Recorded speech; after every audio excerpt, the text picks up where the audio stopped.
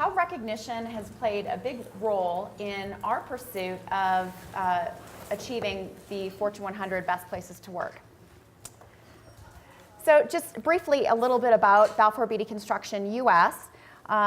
We are the commercial construction general contractor, part of a global 50,000 employee organization. We build monuments, we build stadiums, hospitals, you name it, we build it. We've been on an interesting journey because we've had a relationship with O.C. Tanner for over 8 years for our formal recognition program as well as our service awards. But since 2008, we've acquired 5 companies, and so that has a unique challenge associated with that and integrating them in our culture. And so hopefully some of what we'll talk about will address that. We recently launched a new creed, and it has 4 pillars. One of the pillars is employee inspiration, and underpinning that pillar is fun at work. And so that's really where recognition plays a role. So just first looking at our current state of recognition. As I mentioned, we've been in an 8-year relationship with O.C. Tanner, and then recently moved over our service awards to them 2 years ago. We do link our recognition, as most of you do as well, I'm sure, is linked to your company values or your pillars. But wanted to share with you some of our Balfour Beatty Construction specific informal recognition. So on our vertical projects, our project sites teams work, 15, 20 hours. Some of them bring futons or cots, and they stay over at the job site. And they might pour a floor a week to get vertical to the very top. And so one of the ways that we recognize our employees is to host topping out parties. We invite folks from each of the local offices, members of the corporate leadership to just engage with employees at that momentous celebration. Another thing that I heard Greg mention that we've tried to get better at is spouse or domestic partner recognition. And 2 such vehicles that we use is the Shining Star Award. So we take nominations annually out of each of our offices, each of our 22 offices, for the spouse or domestic partner that other employees have seen really just support their fellow employees, because behind every most great employees, there's a spouse or domestic partner backing them up. Also, in interviewing fellow Fortune 100 list winners like KPMG and Adobe, we found that they do this as well, sending gifts to the home annually for they and their families to enjoy. The CEO of Quicken, who has 5,000 employees, for the employees that have children up to the age of 12, somehow they get a list, and that employee handwrites a note to those employees' children up to the age of 12, along with the gift. So just really seeing that trend. In addition, we are going to be expanding our formal wellness program to now include spouses for 2015. So I just kind of seeing that trend. We have a Relentless Ally Award, which links to our purpose. And then something that we asked O.C. Tanner for that I'm really glad that we'll continue to do is every year we ask them for a list of the top nominators, and then we have our CEO write them handwritten notes to thank them for taking the time to appreciate others. Okay, so looking a little bit more at the Fortune submission. So those of you who haven't been a part of the submission in the past, there are 2 main components. So there's the Trust Index Survey, which comprises 2/3 of your score, and really your employees win your spot on that list, because those are sort of the table stakes for even being considered. And if you've met that through your survey results, then you move on and they will evaluate your culture audit 1 and 2, which comprises the other 1/3 of your score. Showing you 2 parts of the narrative from the culture audit 2 that focus on, and we rely heavily on our partnership with O.C. Tanner to demonstrate how we thank our employees. Another part of the culture audit 2 is about how you inspire your employees to feel as though their job is just not a job. It's more than just coming to work. So it's something that Fortune is focused on, and therefore so are we. All-inclusiveness, I think that speaks for itself, but particularly, are your programs benefiting all, or just your C-suite or your manager level? Human touch, gave you the example of the CEO who writes handwritten personal notes to employees' children. And integration. Integration, a lot of what they were talking about speaks to how are you communicating the wonderful programs and the variety of programs that you have. Do employees know how to access them? Are they taking full advantage? What's your reach? Looking at our internal employee engagement survey and looking at that link to overall satisfaction, just a couple of things here. We're 2012 and 2013, we are starting to see a trend back up. We hit rock bottom in 2012 with our recognition scores. And then something interesting, as I'm sure many of you in the room who are involved in your internal employee engagement surveys do, is slicing and dicing that thing to no end. And so one of the things that we're also looking at in the recognition space is how do the different generations that we have, how do they perceive our recognition efforts? You can take that so many different ways, but in particular, and I apologize, on the bottom right hand, I flip-flop the numbers, but our Xers, see some opportunity for our recognition programs to do something different for them, where surprisingly our millennials tend to be higher than the employee average. And in closing, we are looking to enhance, put some enhancements in place for 2015. And something else that we did through those acquisitions, we had a lot of acquisitions on the West Coast, and up until I think it was last August, they were not a part of our overall recognition program. So by bringing them back, that's what we possibly attribute the upswing in our 2015 survey scores on Fortune, and we're hoping that some of these will also assist with that. So we'll be moving to a point system, adding a value to the thank you e-cards to encourage those, moving to a single sign-on program, creating a recognition toolkit or a menu. So recognition just doesn't occur to every manager out there, and so we need to arm them with a toolkit or a menu of ideas that they can use daily with their employees. Well, I thank you for your time, and I'll hand it off to Iain, I guess, or yeah. Okay. So in the next 9 minutes, I'll try and answer the questions. Who are National Grid? What's the National Grid story? And so what? National Grid, as you've seen, is gas electricity company. We own and manage the gas and electricity networks in the UK, and also those on the East Coast. We are in New England, Long Island, and New York, so you may well be customers of us. In terms of history, we're a UK and a US company that's come together. 26,000 employees, the majority on this side, 16,000 in the US. Interestingly, both the UK and the US are a merger of two companies. So lurking in the background, you've got legacy cultures, legacy terms and conditions, about 4 different versions. I'm sure some of the companies here are far more complicated. We're regulated, so things like operational efficiency, customer service, cost, we're scrutinized by the regulators quite tightly. We have a highly skilled workforce, many of whom have got scarce engineering skills, very marketable. Our workforce tend to hang around a long time, so long service. As the video clip showed, we also recruit large numbers of trainees into that talent pipeline. Low attrition rates, the people we use tend to be just poached or retire naturally, highly skilled people. And in terms of profile, despite many, many efforts, we're probably still male-dominated. Like lots of companies, we're on many, many journeys. Performance excellence, talent management. Safety is our passion, and this is an interesting analogy. 7 or 8 years ago, the UK business decided, it had a vision. Its vision was that no one, be it employee or a member of the public, should be injured or worse, killed due to National Grid's activities. So it set itself a demanding target. And I'm proud to say that last year, performance measures, we reached world-class safety performance. So that is a real journey and one I would like to emulate. But recognition is one of our journeys. It started about 5 years ago. No blinding flash of light. There was just a lot of things going on at that time. Have some water? Yes.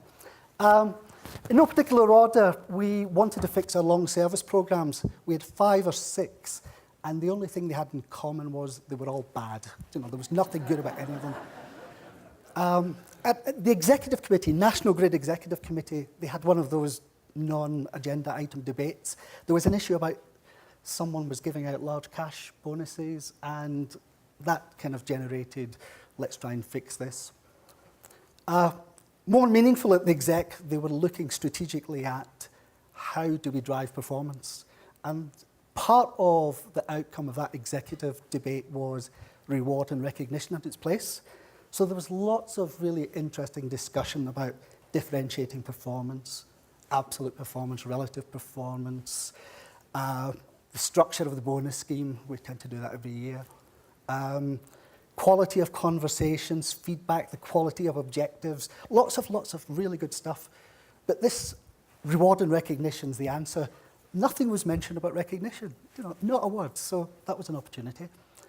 What else was going on? Very neatly, HR were looking at introducing an engagement framework. We have surveys, we have engagement indices, but we'd never actually said to the business, this is what engagement is defined as in National Grid, this is how we define it. And we'd never really given them tools so we hadn't really given them or educated them in, well, what impacts engagement? What could you do as a leader to impact that? Just in closing, you probably get the sense that I'm delighted with the progress of where we've got to, given that we didn't really know what we wanted at the beginning. My ambition and my role model is that safety team in National Grid that I mentioned, and how they got something as fundamental as safety to world-class performance. Recognition, I'm not even sure there is a world-class definition, but we National Grid are nowhere near that. But we've started on that journey, and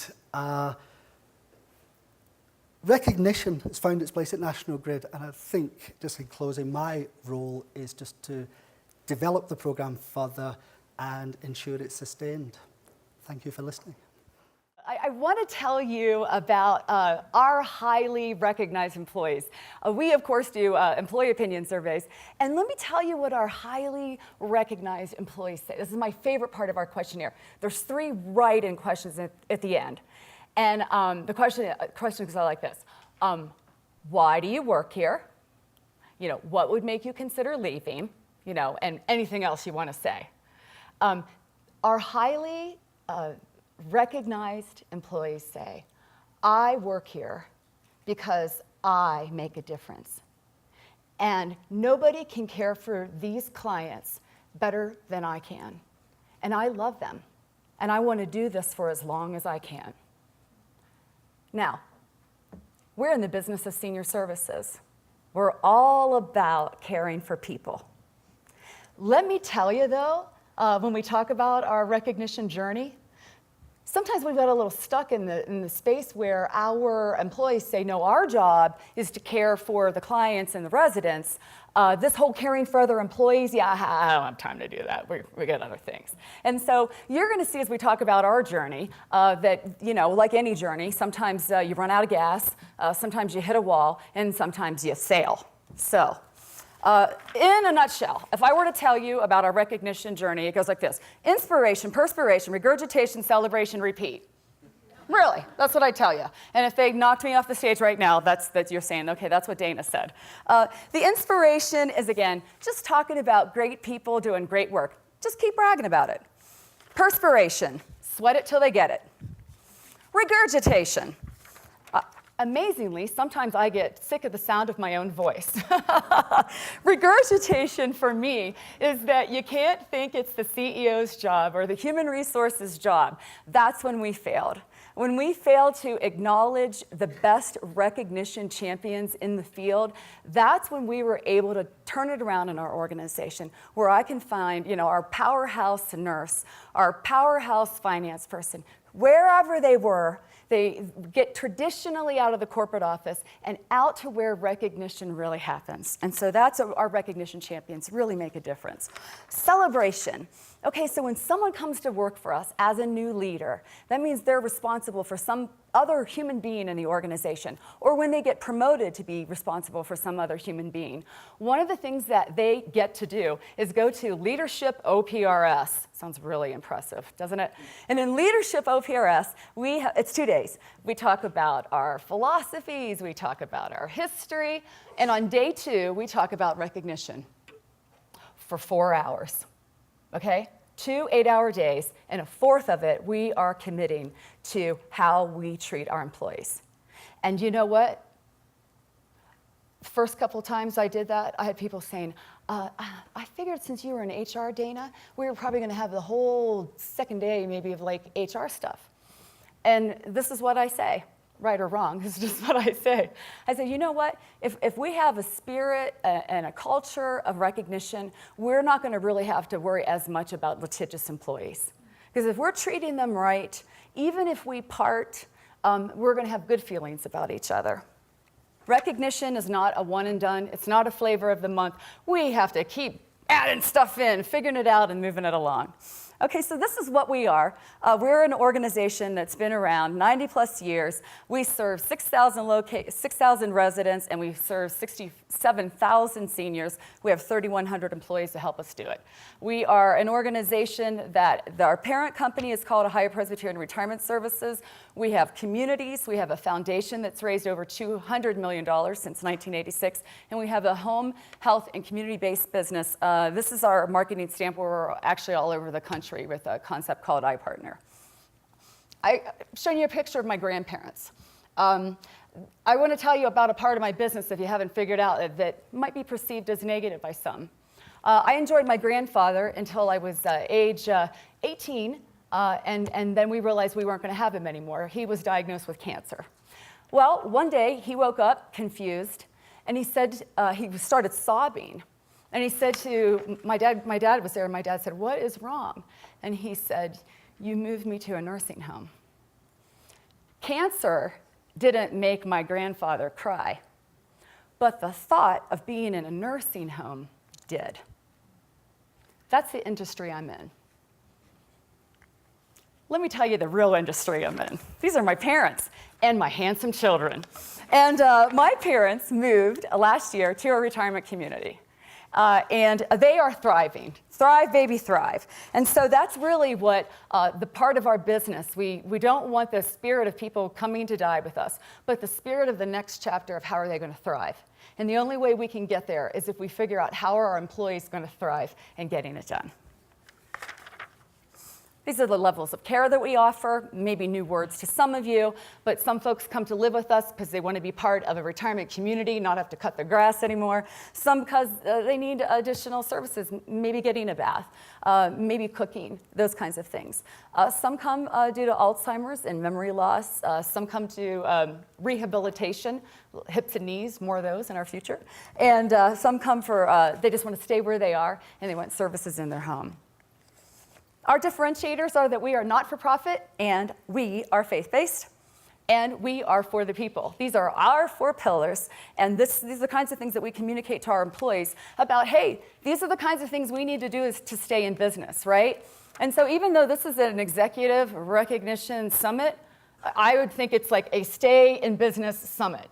I don't think any of us are here because we want to go out of business. If recognition is apart and separate from your business, you won't be in business much longer. It has to be aligned and part of it. And so that's one of the reasons you see that the people are the difference. It's not a 5th pillar of ours. It's the thing that is guiding all the time. And so when we're talking about recognition, we're constantly building in communication opportunities like this for our employees to know what do we need to do to help the organization stay in business.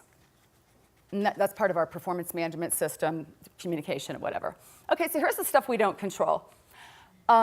This is exciting, right? We have more people over age 65 than we've ever had in the history of history, right? And you may say right now, wow, that's amazing. Look what's happening. Gosh, until 2029, and Oh, wow, to 2050? That's exciting. Dana, you must be working for an industry that's like a gold mine, like brilliant, being in aging services. Show me some of that. This is sort of what it feels like on most days. This is the reality, the ever-changing world of healthcare. Here's our realities, first and foremost. When we used to retire, right, this is one of our reimbursers called Medicare. We all used to retire at 65 and live another 4 years and die happily. Now we live for another 20 years. And if I were to tell you the stats for 2014, we actually live another 24 years.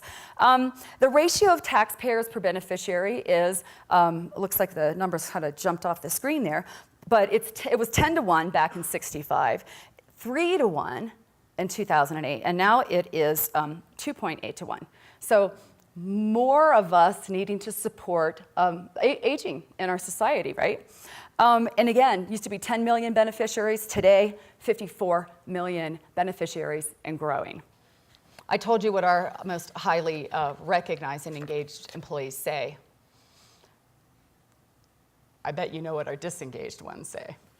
They're probably the same things that your disengaged employees say. This place stinks. They don't care about anybody. We have a partner called Iain who helps us do our engagement study, and they have a concept called Say, Stay, and Strive.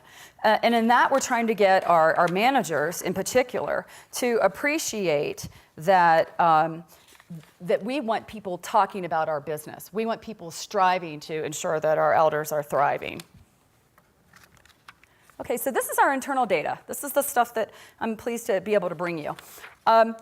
In 2005 is when we had a little wake-up call, meaning that I'd done all the service awards with our partner called OC Tanner, and then we got to the whole point that I'll call the recognition, so what phase. So what does it do? So what does it bring? So what does it change? So how does it keep you in business? Because I found that my just talking about recognition, by golly, wasn't giving us a recognition culture. I had to talk about what it did to our business outcomes. So this is what we started to do since 2005, is did a comparative analysis of our employee engagement scores, satisfaction scores, all the things that you see on the left there, and to map those to all the things that you see on the right. So to say, what does employee recognition matter to turnover? What does employee recognition matter to our complaint surveys, to the health outcomes of those people that we serve? And so we have a data-rich analysis of what that's looked like in the last several years. Our engagement levels aren't as high as we want or need them to be. We're high for our industry, but we're low for best employers, as you can see on this screen. This is more say, stay, or strive. We want people saying that I'm motivated here to do something different and better. Here's our values that we're reinforcing. This was much like Greg Miller talked about earlier. We had to take all of our belief statements and boil them down. So as an employee, they could walk away and know what's expected of them at work. And then we were reinforcing it through our recognition platform, that they would know, okay, when I do this, not only does it get me acknowledged, but it means that our residents are served better. It means that we'll have less turnover, and I won't have to train the next coworker coming in because I help them, I help create their satisfaction at work as well. Okay, so we just did our employee opinion survey at the end of last year. And so obviously I saw, okay, yeah, we're best in industry, but we still have the opportunity to grow best employer. This is an example of 2014 April and 2014 May. What I would share with you is that 2013 April and 2013 May looked like 200 appreciation hits and 250 appreciation hits. So if you look like where we are now, which is held strong, we're getting a third of our population sensitively appreciated against our values now. And this is what I want to say about what I've learned on this journey. This kind of looks like an Oscar, doesn't it? Well, that's a little culinary guy. And I have a director of culinary who, You know how like you go into your recognition journey and we're a very clinical environment, and so you're thinking, okay, well, the real leadership's going to come from the clinical people. Well, here's just lovely leadership I need to tell you about. So John Andrews took this concept about recognition and he personalized it. Because I have to tell you, one of the things that I've learned about people over 70, they care about their food. And they will tell their loved ones when they come in how good or bad it is, and they will talk about it a really long time. And so him getting this right is beautiful on so many, their satisfaction as well. So this is what he brought into it. This is Friday at the corporate office. He hands me this dog tag, right? And I'm like, what? Thank you. And I just kind of like walk back, because he's having an awards ceremony. On the front of this dog tag is a hamburger, right? And some other food. And on the back is our values. This guy who thinks maybe he's just in the business to serve food gets that he's in the business to recognize people who are serving great food. Yay! That is awesome. So I want to celebrate him. These are some of the awards he gave. I mean, this guy has personalized it. I want the hot dog award. I did not get it, but that's beautiful.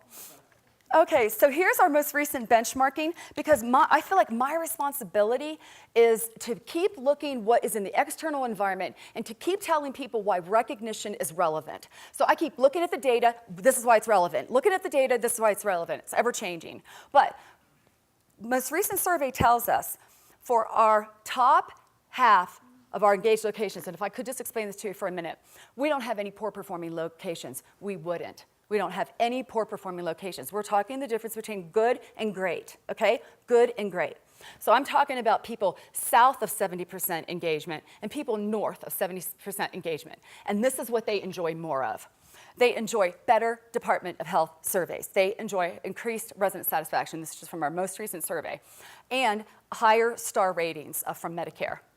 They enjoy fewer hospital readmissions, lower quality health measures. And what I mean by that, the people who work and the people who live in our locations who have highly recognized employees, those people experience less pain and less pressure ulcers. That's how we're crawling into the clinicals. Okay, so this is from remember I said we had senior independent, which is home and community-based business. So there's a word left out on this slide I must tell you about. Cases open more timely. So sometimes people wait to call someone to come into their home and care for them at the last minute. So we get in there more quickly, and heart failure symptoms are addressed more quickly. Not the fact that they're addressed, addressed more quickly. And fewer hospital readmissions. Okay, over the years, we have found these other factors. Again, for our more highly satisfied and recognized locations, these things have resulted as far as our business outcomes. And, you know, being all-stars. Okay, this is where we're headed. We want people in our organization to thrive. The elders that we serve and the employees that we serve. So that's what we're in it. That's our journey. And I'm sure we're all going to get to enjoy some questions with you and learn from you as well. Thank you for your time.